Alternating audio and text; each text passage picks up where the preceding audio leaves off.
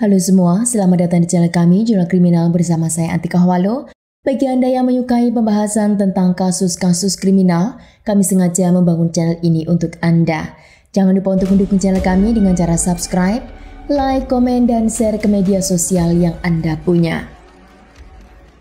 Pada tanggal 8 Agustus di tahun 1985, seseorang sedang menikmati indahnya pantai sambil berenang di Haksek Beach atau pantai pasir hitam di negara Makau. Di air dia melihat benda yang mengapung dan dia pikir itu adalah ikan yang telah mati. Dia terus mendekati untuk melihat lebih jelas dan setelah dia melihat benda tersebut, ternyata adalah kaki manusia. Orang-orang yang ada di pantai itu langsung menelpon polisi untuk menginformasikan apa yang mereka temukan. Polisi menemukan 8 potong bagian tubuh manusia, yaitu 4 kaki sebelah kanan, 2 kaki sebelah kiri, dan 2 potongan tangan. Awalnya dugaan polisi jika orang-orang yang meninggal itu adalah imigran ilegal yang berusaha masuk ke negara Makau dengan menggunakan kapal dan diduga kapal mereka mengalami kerusakan atau tenggelam lalu mereka dimakan oleh binatang laut. Setelah dilakukan investigasi lebih dalam, pihak forensik mengatakan jika potongan-potongan tubuh tersebut sangatlah rapi, seperti potongan dari benda tajam. Maka tidak mungkin jika binatang laut seperti ikan paus memotong mereka. Begitu juga dengan sidik jari dari potongan tangan, penyidik menemukan jika sidik jari itu sengaja dirusak dengan cara dibakar. Maka kematian korban sangat tidak mungkin karena kecelakaan atau karena natural. Namun mereka diyakini menjadi korban pembunuhan. Keesokan harinya, polisi menemukan potongan lagi di pinggir pantai dan mereka meyakini jika korban di sana terdapat 4 orang. Polisi tidak dapat menemukan identitas korban atau jejak pelaku. Karena minimnya bukti dari tempat kejadian dan juga pada tubuh korban membuat kasus tersebut tanpa solusi. Hingga beberapa bulan kemudian, polisi menerima surat dari seseorang yang mengatakan jika saudaranya yang bernama Zeng Lin dan juga keluarga besarnya menghilang lebih dari sebulan. Di surat juga menjelaskan jika Zeng Lin pindah ke Makau beberapa tahun yang lalu dan di Makau dia membuka sebuah restoran. Namun anehnya seluruh keluarga Zeng Lin bahkan ada orang lain yang totalnya 10 orang dinyatakan hilang bersamaan. Polisi melakukan investigasi dan mendatangi restoran yang dimiliki oleh Zeng Lin. Sesampainya di sana, restoran masih dalam keadaan terbuka dan terdapat banyak pembelinya. Polisi menanyakan pemilik restoran itu dan ternyata pemilik restoran bukanlah bernama Zeng Lin, namun sudah ditempati oleh orang lain yang bernama Huang. Keluarga Zeng Lin yang ada di daratan Cina mendengar kabar jika polisi Makau telah menemukan potongan beberapa jasad manusia dan mereka sangat mengkhawatirkan jika potongan tersebut adalah keluarga Zeng Lin. Polisi mendatangi lagi restoran yang bernama 8 Dewa dan mencari informasi bagaimana pemilik itu mengambil alih dari Zeng Lin. Huang mengatakan jika dia mengenal keluarga Zeng Lin dengan baik dan sebelum restoran itu dia urus, Zeng Lin mengatakan jika keluarganya akan pergi ke luar negeri dan memintanya untuk mengurus semua urusan yang ada di restoran. Dan hingga hari itu, Huang tidak tahu kemana keluarga Zeng Lin pergi dan untuk urusan apa.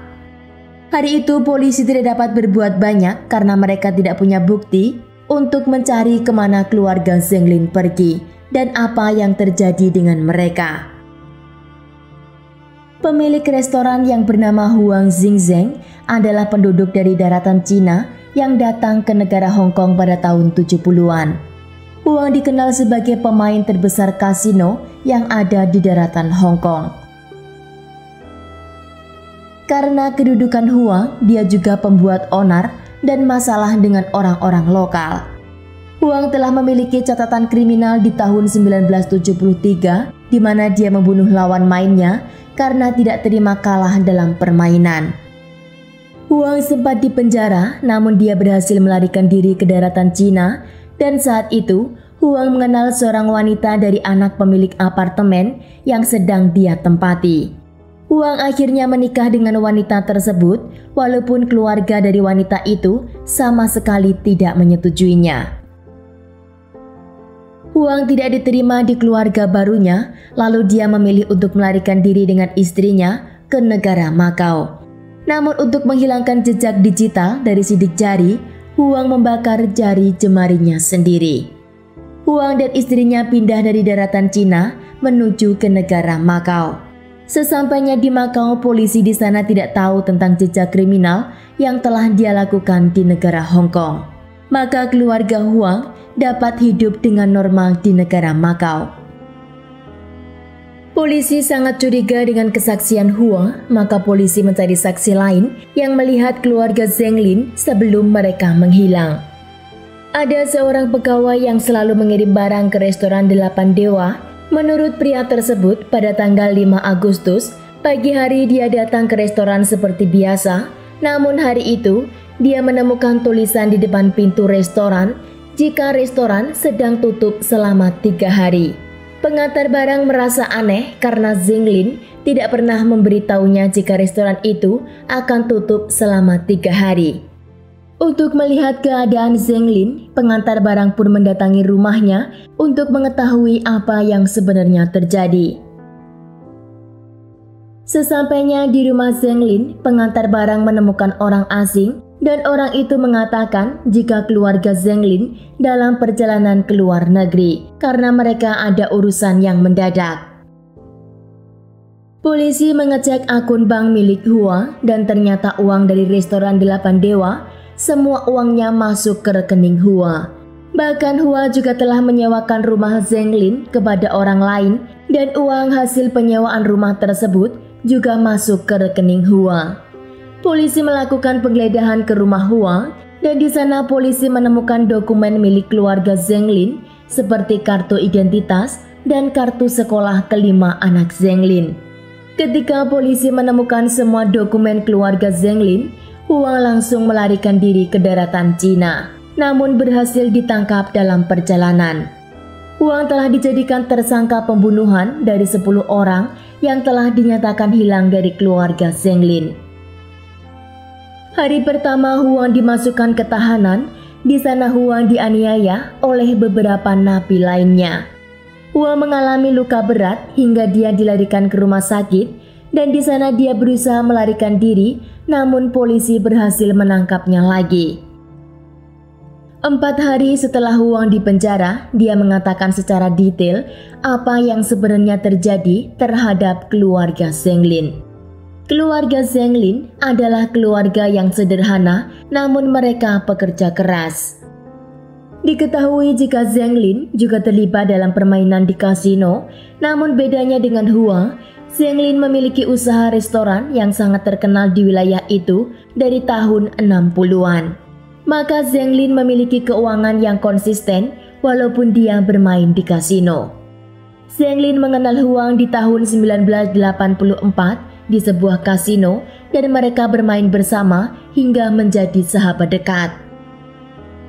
Suatu hari mereka bermain di kasino bersama dan di sana Zeng Lin kalah sebanyak 180.000 yuan dan dia kala itu berhutang kepada Hua. Uang tersebut sekitar $1.200 hari ini, namun kala itu uang tersebut sangat besar nilainya. Zeng Lin walaupun telah sukses dengan restorannya, dia tidak segera membayar hutang kepada Hua. Zeng Lin mengatakan jika dia akan segera melunasi hutang tersebut dan jika suatu hari dia tidak dapat membayar hutang tersebut, maka restoran yang dia miliki itu sebagai jaminannya. Huang terus menanti selama 1 tahun, namun Zeng Lin tidak kunjung melunasi hutangnya.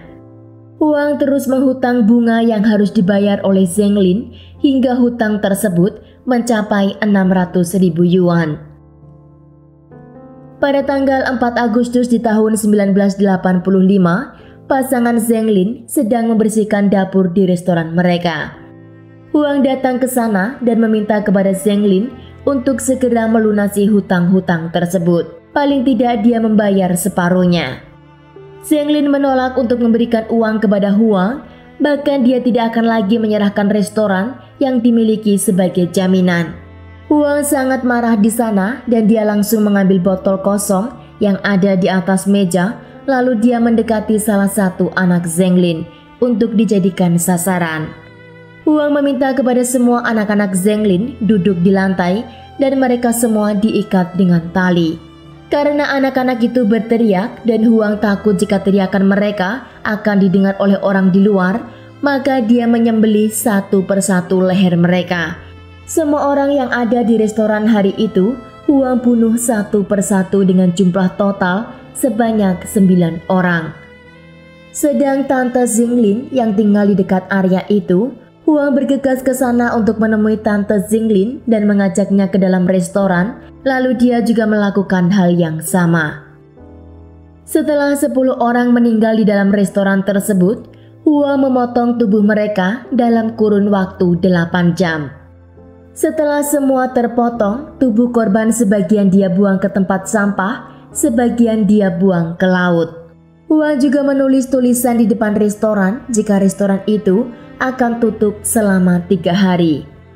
Huang mengambil semua uang simpanan yang dimiliki oleh Zheng Lin dan Huang menyewakan rumah Zheng Lin untuk mendapat uang lebih.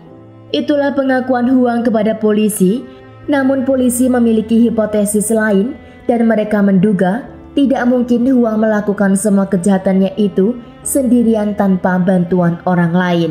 Karena kala itu Huang telah berusia lebih dari 60 tahun.